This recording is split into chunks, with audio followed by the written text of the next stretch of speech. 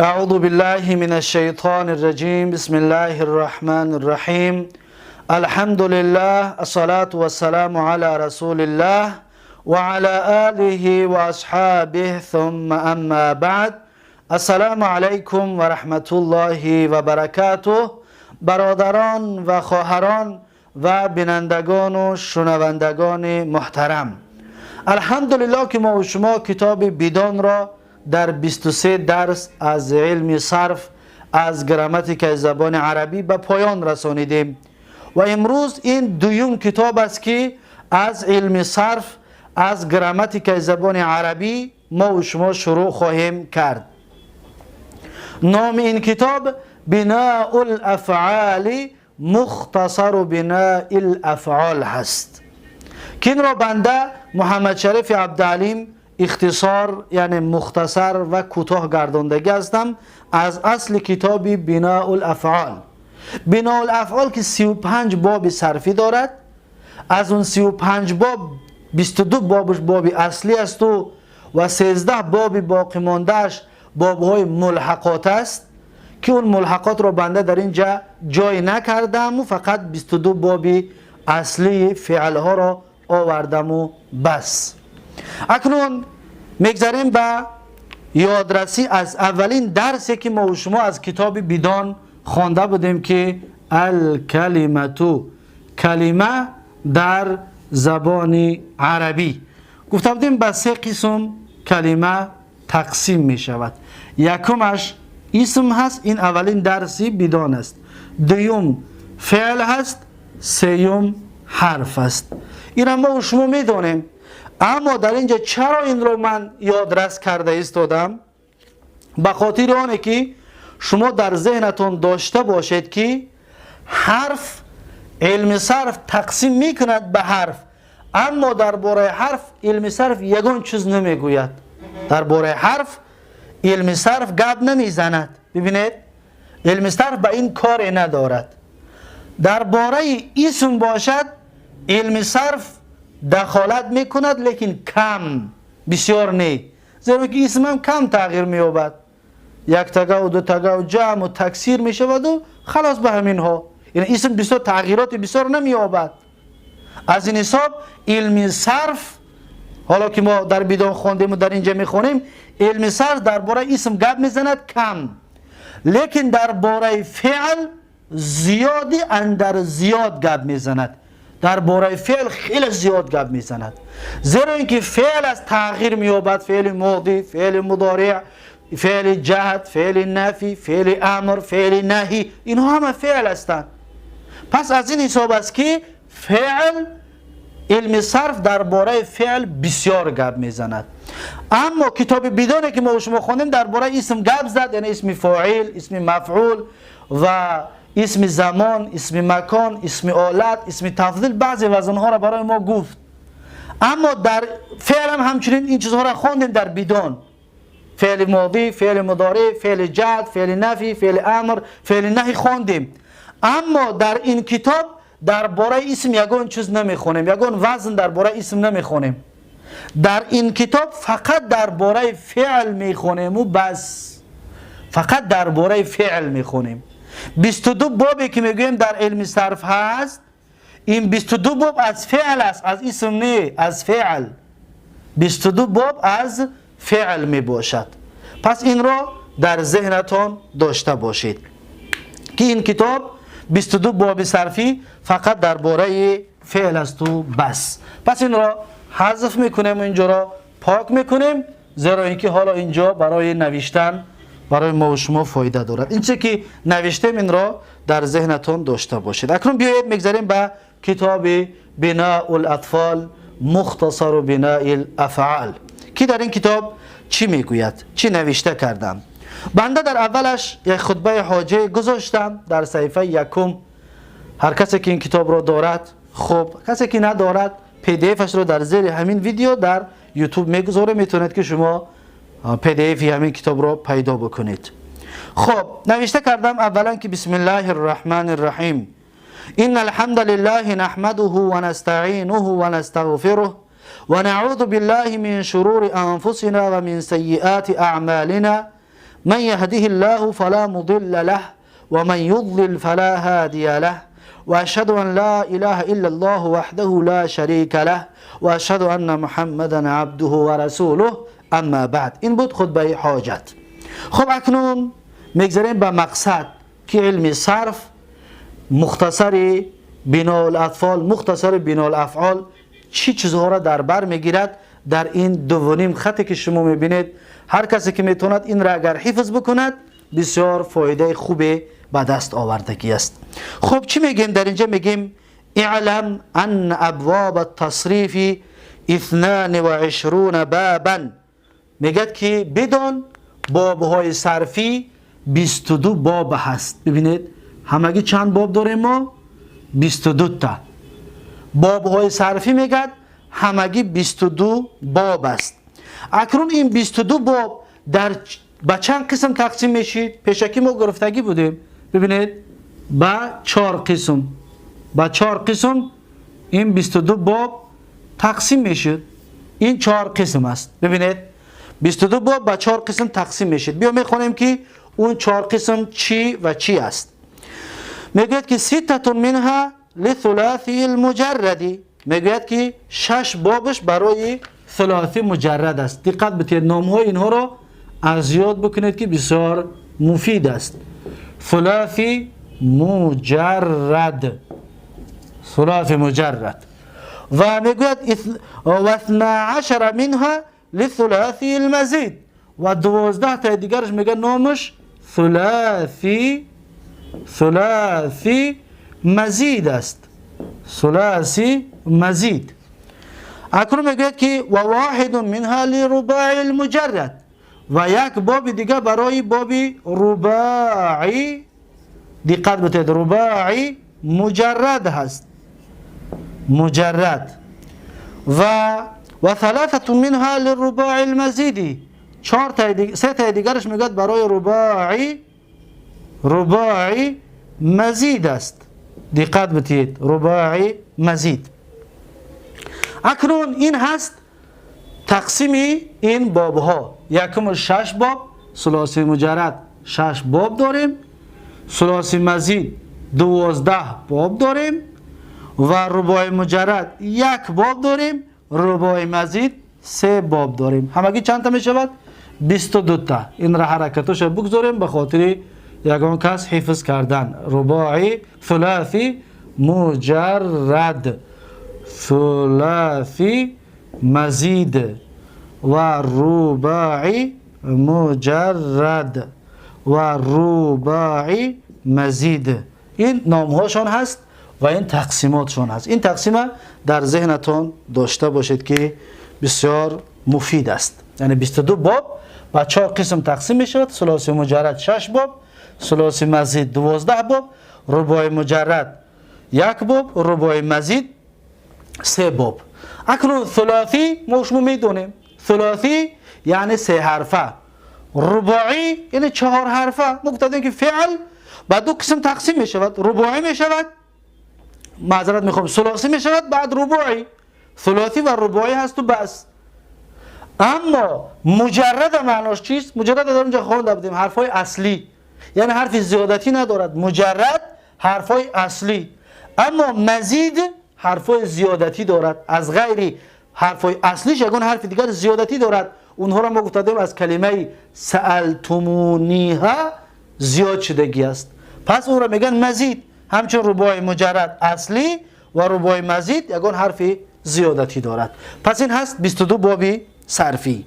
اکنون میگذاریم به باب اول. این را همچنین حذف بکنیم، این را نوشته بگیرید و در ذهنتون جا کنید. اکنون بیایید باز یک بار دیگر از اول کتاب میخوانیم که صاحب کتاب چی میگوید. صاحب کتاب میگوید اعلم ان ابواب التصریف 22 بابا. میگه بدون که علم تصریف، علم صرف هر یک چیز است. میدونیم بگیم علم صرف، میتونیم بگیم علم تصریف. علم صرف و علم تصریف همگی 22 باب دارد. اکنون این 22 باب 6 منها لثلاثی المجردی، 6 تاش باب ثلاثی مجرد است. و 12 منها لثلاثی المزیدی، و 12 تاش برای ثلاثی مزید است. و 1 منها لرباعی المجردی، 1 باب باب رباعی مجرد است. و ثلاثه منها لرباع المزید و 3 باب رباعی مزید است که همگی می شود 22 باب. اکنون الباب الاول از باب 6 بابی اول شروع میکنیم. از بابای چی است؟ این باب اول از کدام باب است؟ از باب ثلاثی مجرد. از باب ثلاثی مجرد الباب الاول یعنی باب یکم. اینجا همچنین نوشته کردیم که یک یعنی باب یکم. صاحب کتاب میگوید که وزنه فعل یفعل یعنی ترازویی که ما باب یکم رو میکشیم فعل یفعل هست. این دو حرکت شما چقدر دقت بتید. این دو حرکت بسیار رول بازی میکند در این درس ما. یفعل ببینید فعل یفعل دقت دادید. این چی است؟ این ترازو است. با این اکنون کلمه را میکشیم. ما چیکارش میکنیم؟ میگه موزونه یعنی هم وزن فعل یفعل نصر ینصرو است. ببینید نصر ینصرو نصر ینصرو دقت دادید تغییرات در کجا شد؟ عین ببینید فتحه است. نصر صاد عین باب است فتحه است. یفعو عین ببینید ضمه است. ینصو صاد عین باب است چی است؟ ضمه است. پس ما همین طور فعل دیدیم. پس میدونیم که از باب چی است؟ از باب یکم. میتونیم مثلا در اینجا چندین مثال ها را بیاریم. مثلا بگیم که قاتل ببینید قاتل یقتل دقت بتید یقتل. یا میتونیم بگیم که قعد یقعد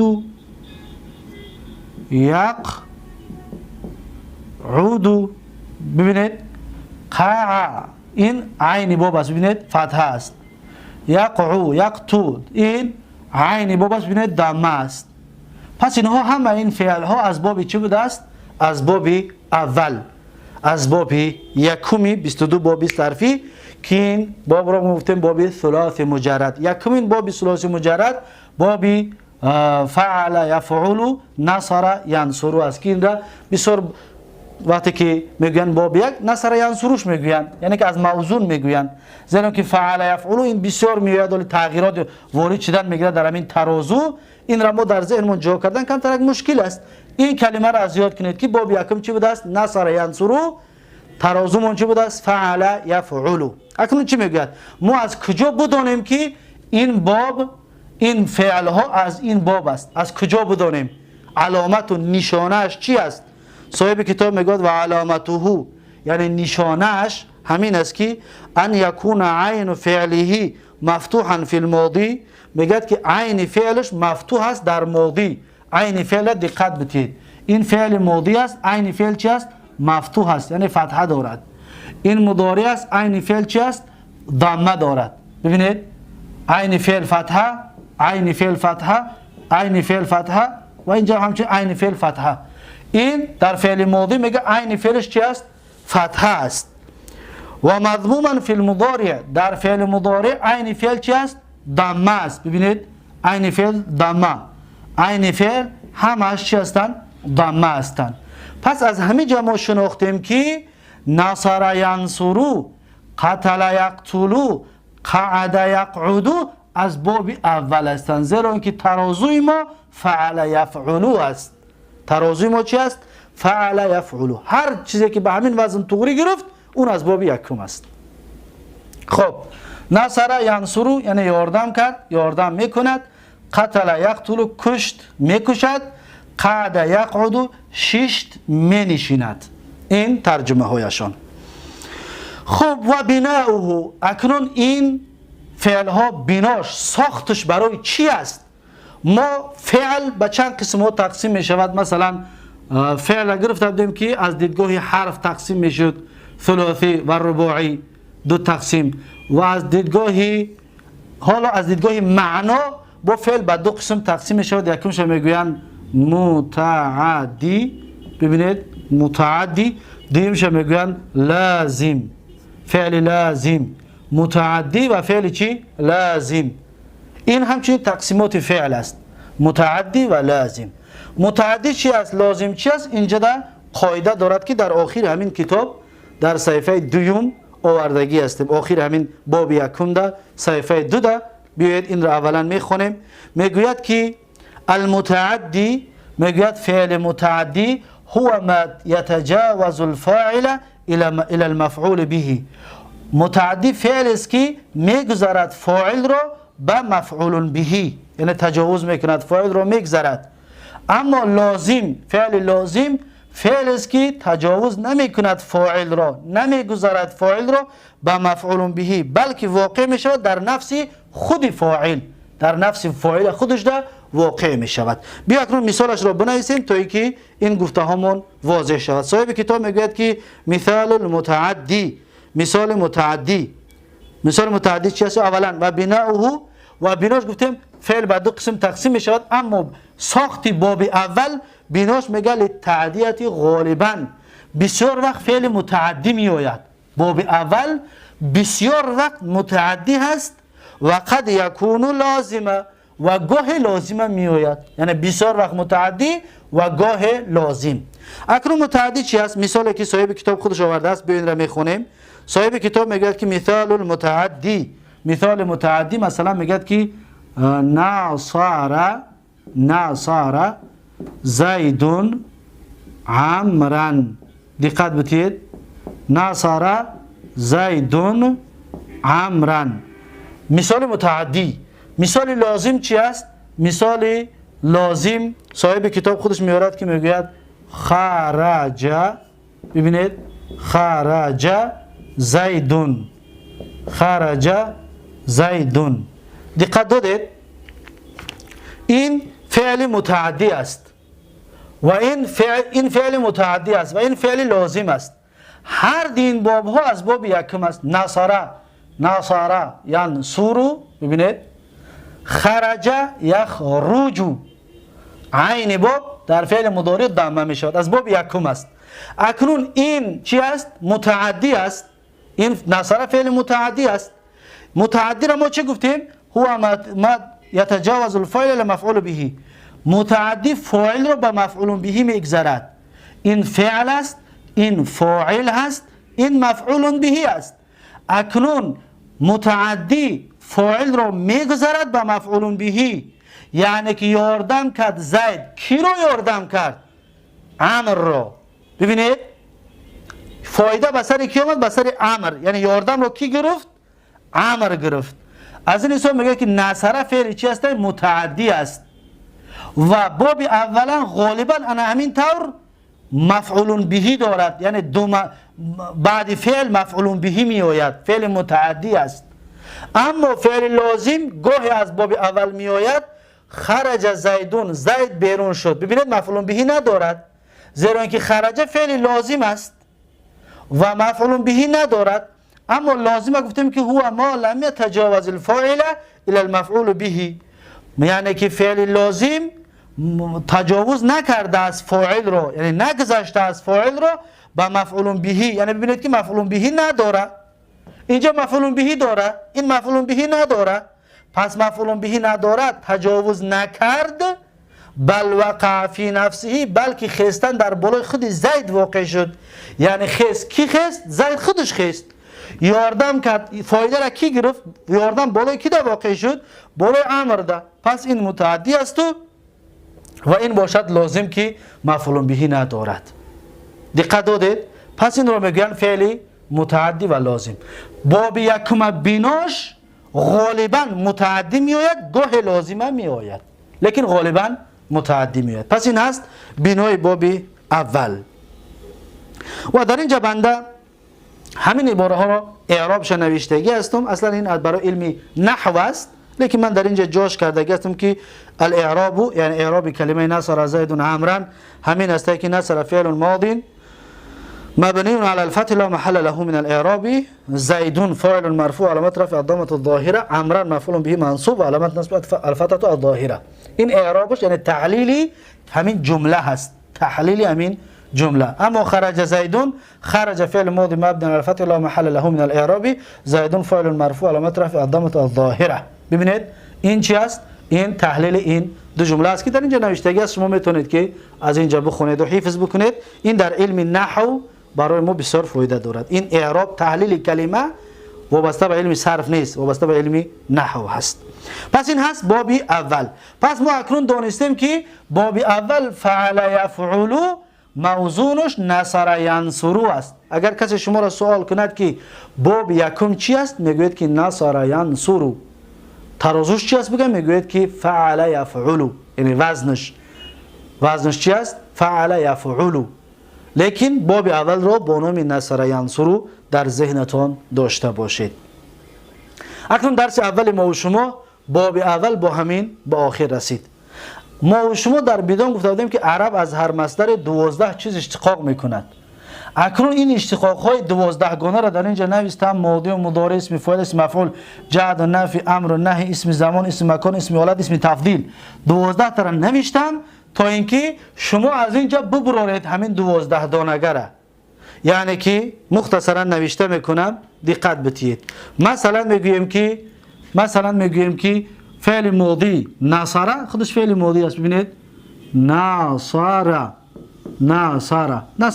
فعل ماضی 14 صیغه داشت، نصره تا آخر شد. این را شما تکرار کنید تا اینکه در ذهنتون بیاید. فعل مضارعش ینصرو همچنین 12 صیغه دارد. ینصرون ینصرون تا 14 صیغه. ینصرو. اسم فاعلش چی می شود؟ ناصرون. ما شما گفته بودیم که از 6 باب اول بر وزن فاعلون می آید. پس این باب یکم از 6 باب اول است، از این حساب ناصرون. و اسم مفعولش می شود منصورون. ببینید منصورون همچنین ما گفته بودیم از 6 باب اول بر وزن مفعولون اسم مفعول می آید. پس منصورون اسم مفعول نصره هست. فعل جهدش باشد لم ینصر. فعل نفی باشد لا ینصر. فعل امرش باشد انصر. و فعل نهیش باشد لا تنصر.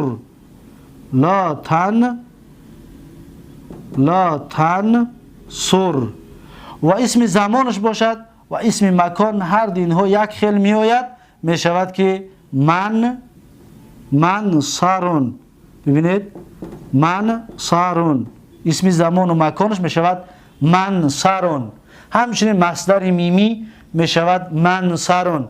زیرا که ما گفتیم از باب فعل یفعلو، از باب دوم و از باب دوم باشد به مثل ضرب یضربو منصرون می شد. لیکن از باب یکم که است، از باب یکم منصرون می شود اسم زمان و مکان بر وزن مفعلون گفته بودیم در کتاب بدون که اسم زمان و مکان است. پس اسم زمان و مکان می شود منصرون. اسم آلتش چی می شود؟ می شود منصارون. بر وزن چی؟ بر وزن مفعالون. منصارون. اسم تفسیرش می شود انصارو. ببینید انصارو. پس این هست اشتقاق‌های 12 گانه. اینها را تا به آخر شما چیکار کنید؟ تلفظ کنید. مثلا 14 صیغه این معلوم مجهولش را، 14 صیغه معلوم و مجهول را، 6 صیغه و از این 14 صیغه و از این 14 صیغه، از این 6 صیغه و از نهی 8 صیغه و از اسم زمان و مکان 3 صیغه، اسم حالت 3 صیغه و از اسم تفضیل 6 صیغه. اینها را تکرار کنید تا اینکه کتاب بدان فراموش نشود.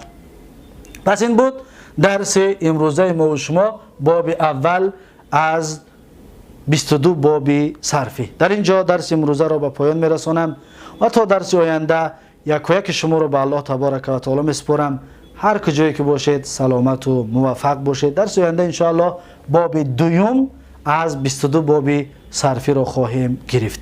السلام علیکم و رحمت الله و برکاته.